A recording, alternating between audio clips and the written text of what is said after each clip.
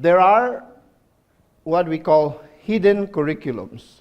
And hidden curriculum is very important because these are things that are not written in the curriculum for your learning. These are actually things that you gain beside being in the classroom. These are things that are not learned that you think you learn, but along the way you learn these things. Very good examples. We have partners here from pharma. They're here to support us and help us in education. We thank them for coming, and they actually are an important group of people who can support you if you're in clinical practice, if you need medications to be shipped to your patients. Knowing their face, knowing who they are, facilitates a lot of things. Very important for us to know that I do and FLASCO do believe in interprofessional education. We believe that in this day and age, the care of the hematology oncology patient should be in the hands of not physicians alone, but in the hands of nurses, nurse practitioners, physician assistants, social workers, pharmacists, and all the people that support the care of the hematology oncology patient. This was a vision that we started in 2015, that we spoke to the FLASCO president at the ASCO meeting, and Dorothy showed me your answers from APPs about the need and the educational gap. And we did try to answer this calling. So we go around the state to make sure that all new nurse practitioners, or quote-unquote nurse practitioners, PA, and I'll call them APP, who want to learn, who are new in this field, to basically be equipped, empowered to take care of the patient. Absolutely, the course does not end here. We want to integrate your knowledge. We want actually to transform what you learn here and make sure that those things that you learn here would be applicable to your practices. My first question for you to answer is, why are you here? Very simple question. Be honest. It could be because I invited you, but that's not an important thing. But why are you here? I'll give you 1 minute to answer that question. I know why we are here. Important is that we want to describe to learners the basic principles and practices so that we can empower them in their practices, develop understanding of the different therapeutic modalities that we have in the treatment and application of the treatment of cancer, and instill a multi-modality mindset in learners. Teamwork. And that's what we want to emphasize here, is that we are a team. We are partners in the care of these patients. When a team is formed, it is a mixture of different colors. And we have to recognize different, what we call, the buzzword is diversity. And we have to be willing to adjust ourselves for the benefit of our patients. Very often, we forget that it is not all about us. It's about taking care of patients so that they get the best care in whatever institution they are. You know all about this, but basics. There are many types of caregivers in oncology. We have a medical oncologist. If you want to define these are people who actually analyze, plan the treatment, but in simple terms, from the patient point of view, they are those people who give chemo. But unfortunately, or fortunately, everybody would agree that we don't give chemo. Not all oncologists give chemo anymore. Most oncologists would give targeted treatments, immunotherapy, in the care of the cancer patient. A surgical oncologist would be those, in simple words, remove the tumor, take out the tumor so that at an early stage we can cure those patients.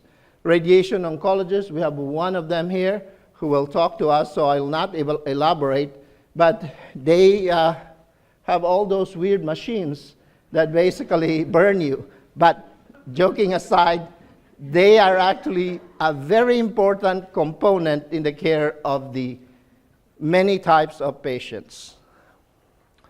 We have the gynecologic oncologists who specialize in gynecologic cancers such as uterine cancer and cervical cancer. And we have those who take care of children, meaning 0 to 19 years old, and they are known as pediatric oncologists. Don't get me wrong, I'm not trying to teach you staging here, but this is very important outline that in every single patient that comes to your door with an initial diagnosis of cancer, they should have a stage. Stage, in general, doesn't change. It happens during the initial diagnosis. It might change whether they have still localized disease or metastatic disease. But the initial staging, which is either pathological or clinical, that you make on that patient. If basically it's very early stage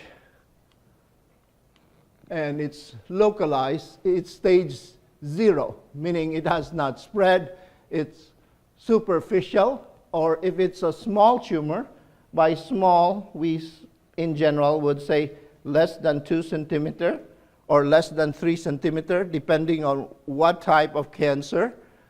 If it's localized, however, it had invaded adjacent organ, it could be stage 2 or 3, and then stage 4 would be those cancers that have spread to other places, including either the bone marrow, lungs, bones, and other places. It is very important to recognize that staging is important because the goal of treatment, which is the first question that you ask yourself in the care of hematology oncology patient, is what is our goal? And that goal has to be defined upfront, whether it's cure or whether it's prolonging life. Or sometimes, for some patients, improving quality of life. I like to often say to my metastatic patients that, yes, you have metastatic disease, but we can make that landing softer. What I mean by that is we can help you live life longer, but with a lot improvement of quality of life. That's very important. You have to recognize and you have to talk to your patients in order to understand that, what that value is, what that priority is in your patient's mind. So we will be discussing all this modality today, and this is just an outline so that you will be aware that these are the things that you should understand, at least have an understanding at the end of the day. Very important things are supportive care and palliative care. Every single patient with metastatic disease should be referred to palliative care. They should understand that as a patient with metastasis, They need to understand their goals. They need to know themselves before we can provide services or care, optimal care of those patients. If you don't agree with that, what I say, you can raise your hands. We can debate here. These are the things that you, as a learner, over time, should try to achieve. This is what I mean by true learning. 10% of people will learn what they read. 20% learn by what they hear. Some like to listen on the radio. We don't have radios too much. It's only during the hurricane. But 50% of what they see and hear, and 70% of the time what they see and write. I want you to achieve that highest form of learning. And that's my hidden curriculum here, is that I want you as learners to be active learners.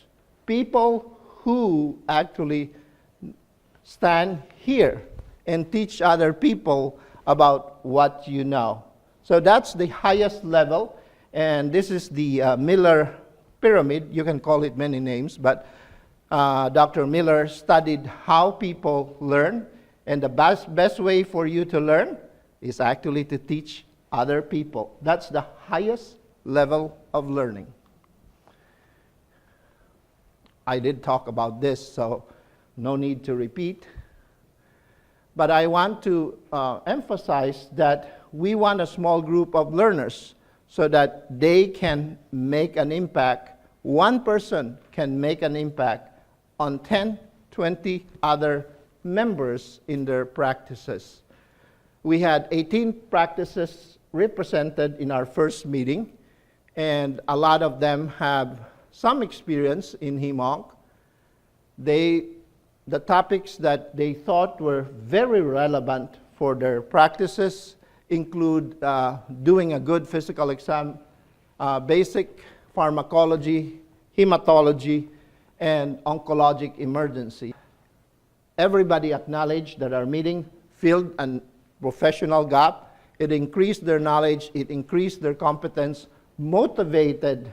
You see there? 83% of those learners knew that those things that they learned from this session will change the way they practice. This is my hidden agenda there and hidden curriculum. There is what we call, when we try to learn, there's what we call learning inquiry.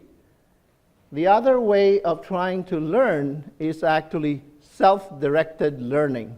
Believe me, you might not like to read my slides, and it's intentional.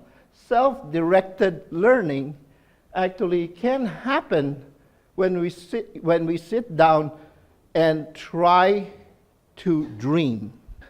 It is actually one of the best ways to learn, because there you can focus, you're interested in what you're learning, and you're motivated to change the way you do those physical exams. And ultimately, you learn in a group setting. A good teacher can inspire hope. A good teacher can ignite imagination. A good teacher can instill the love of learning. I hope I did. I know I did many things today, but I hope I instill that hope, that imagination, ignite that imagination, and power you to love learning.